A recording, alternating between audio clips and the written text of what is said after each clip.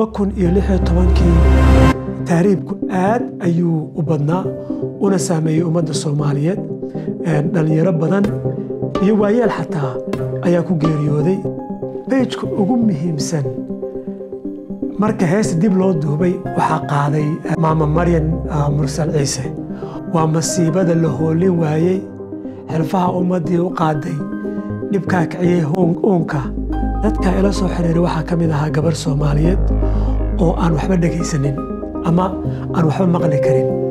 oo aan ilaahay siinin lixdii lixaad gabadha Soomaaliyeed waxay ugu tiri waad salaamantiin kulligiin magacaygu waa Armaanta waxaan kamid ahay fanaaniinta qurba joogta ah ee Soomaaliyeed kullay anu ma oran karo heesayga waan kala jecelahay laakiin waxaan oran karaa saddexda heesood waxay kala yihiin heestii la oran jiray Deeqa heestii Tahriib iyo heestii ugu dambeeyay mid kamid ah oo ber dhaxdaas aan soo qaaday oo la yiraahdo Kow Deeqa waxay ku jirtay albankaygii ugu horeeyay ee 2009 soo baxay Deeqa wuxuu ahaa magaca labaad ee Somali Airlines loo yaqaanay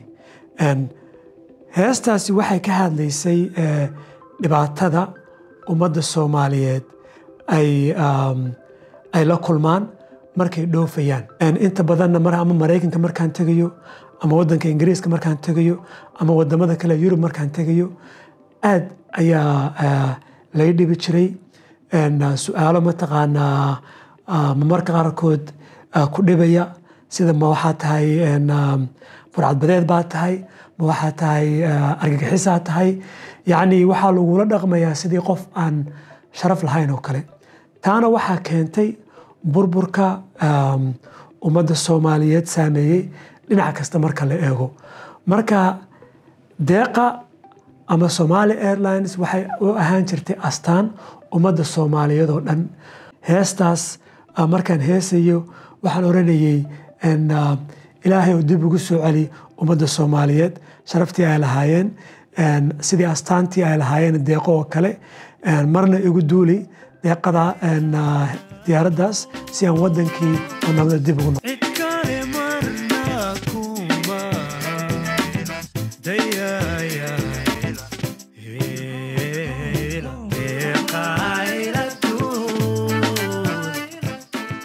Deeqa 2012 ayaa waxa la guddoonsiiyay waxa la siiyay abaalmarintaasna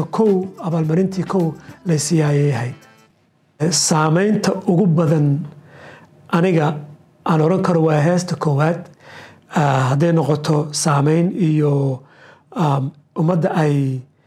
ku yeelatay aniga shakhsiyan ay ugu yeelatay waa heestii la oranay Tahriib adima weeyaan taribtu warbuhu agardama weeye haddana halisiyo dhibaato dadkii kama hawl yaraysto heesta Tahriib waxay soo baxday 2016 Tahriibku aad ayuu u badnaa una saameeyay ummadda Soomaaliyeed dhalinyaro badan iyo waayeel xataa ayaa ku geeriyooday kuwa badanna waa lagu jirdili jiray waxa lagu gumaysan jiray xerooyinka qaxootiyeed ama Liibiya ha noqoto ama Yemen heestaas markaan soo qaaday dad badan ayaa la soo xiriiray oo sida xataa Deeqa dad badan baa la soo xiriiri jiray oran jiray aniga dhibaatadaas way ku dhacday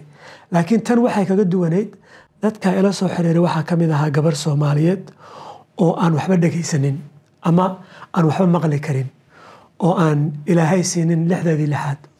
gabadha Soomaaliyeed waxay ugu tiri muuqaalka aad samaysay iyo ereyada aad ku qortay heestaas iyo ma taqaanaa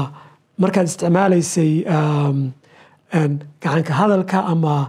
sida ma taqaanaa loola hadlo dadka aan waxba maqal aad ay dhiirigelisay bay tiri weynay taabatay gabadhaas email bay soo qortay waxaan fursad u yeeshay inaan iyada iyo dad kale oo ay tahriibku u saameeyay inaan la kulmo hay-adda qaramadaha midoobay UNHCR ayaa iga dalbatay inay heestaas isticmaalaan oo xataa dhalinyaro kale oo fanaaniin caalamiya oo geeska Afrika iyo Masar wadamada carabtaba ka yimid heestaas dib baan usoo sameynay waxaana loo isticmaalay campaign ka hortag ah oo lagaga hortegayo taariibka page-ka ugu muhiimsan marka heesta dib loo duubay waxaa qaaday oo aniga sharaf ii ahayd inaan la shaqeeyo maama Maryan Mursal Ciise oo dee kulli ummadda Soomaaliyeed ay taqaano oo ah siibada la holli waayay ilfaha ummadii u qaatay dhibtaay kiciisayuunka mid weeyaa sii huraysaa miyaynan wararka haynin miyaan isagoo hubaala miyaan dhalinyaro helaynin miyaan hoos loogu sheegin masiibada la hoolin waayay xilfaha ummadii u qaaday dhibkaa kiciyay uunka markaas aniga de waxay ahayd sharaf keliya maaha inaan heestaas aan la heeso ama Maryan Mursal laakiin fursad inaan u yeesho inaan la kulmo oo xataa aan booqdo xerooyin qaxooti oo deegaankii aniga aan ku dhashay ee jigjiga agteeda xataa ahayd oo aan la kulmo dad mataqaanaa dhalinyaro badan oo taariibka u saameeyey aan dee xataa markii dambe bilad sharaf aan ku helo saddexaad aan leeyahay waa heesaha ugu muhiimsan qaaday waa hees la yidhaahdo Kow waxay ku jirtay albumkii ugu dambeeyey ee caruurta aan u sameeyey albumkan oo isku jir ahaa Ingiriisi iyo Soomaali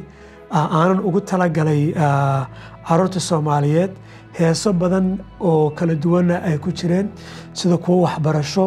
kuwa mataqaanaa dhiirigelin iyo kuwa dadka laga wacdinayo dhibaatooyinka adduunka ama lagaga hadlayo dhibaatooyinka adduunka heestaas muuqaalka aan ku sameeyey waxaan u isticmaalay inaan kaga hadlo dhibaatooyinka autismka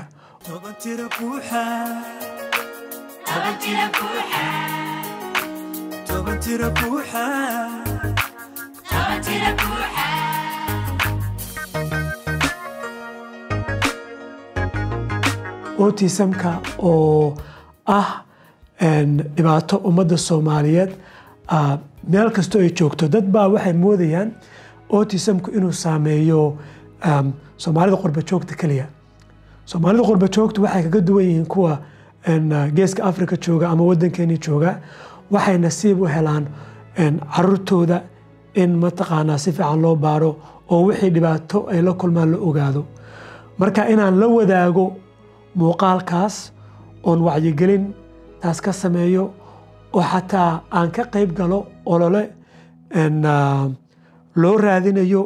magac loogu talagalay ereyga autism oo u dhigma ka Ingiriiska oo af Soomaali lagu yiraahdo magacaas oo noqday maangaar oo ah yani erey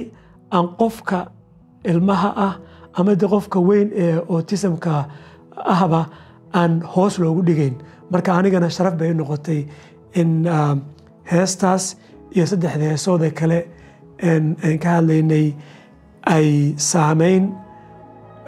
ummadda waxqabad iyo fikir cusub aan ku soo kordhiyo aanan ku mutaysto dhowr bilad sharaf oo ay ka mid tahay International Somali Awardkii isagana lagu siiyey 2020kii